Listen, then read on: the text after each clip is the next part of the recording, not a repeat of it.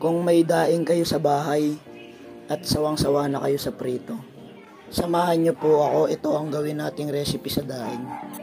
Yan yung ating mga gagamiting pangrekado: bawang sibuyas, kamatis, siling berde at itlog. Ready na po natin yung ating mga ingredients.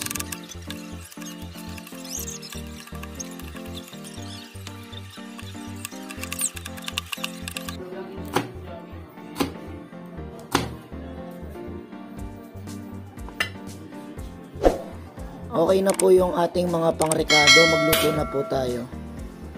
Ang sikreto po ng hindi maalat na daing ay hugasan lang po natin yung ating daing para mawala po yung alat ng ating daing, yung asin sa kanyang katawan.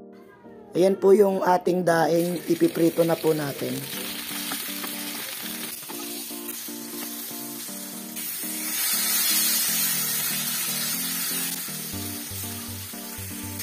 Okay na po yung ating daing, tapos na pong maprito. Ngayon naman po maggigisa na po tayo para sa recipe ng ating daing. Unahin natin yung bawang.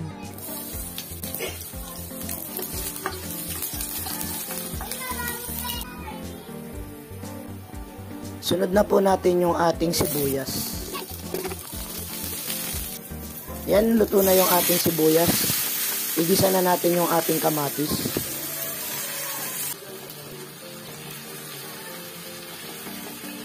Durog na po yung ating kamatis. Pwede na nating lagyan ng sabaw. Yung ilalagay po nating sabaw ay 1.5 tasang tubig para may sabaw-sabaw po yung ating recipe. Pakuluin lang po natin yan.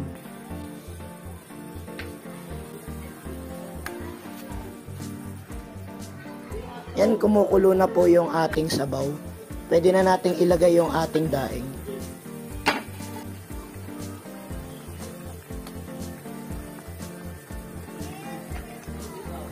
Maglalagay na po tayo ng itlog. Scrambled lang po natin yung 2 pirasong itlog.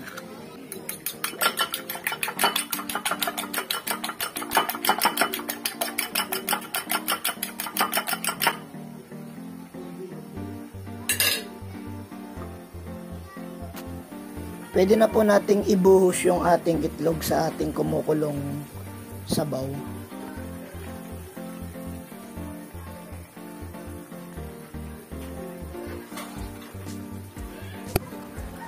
Lagay na po natin yung ating siling berde at timplahan ng ating pampalasa.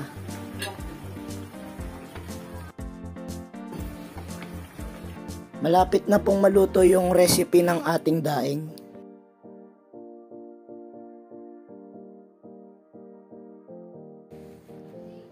Ayan, done na po yung ating recipe sa ating daing. Kain na po tayo habang mainit. Wag lang po puro prito sa ating daing. Try nyo rin po yung ganitong luto. Kain na po tayo. Pasuporta naman po sa aking mumunting channel. Salamat po.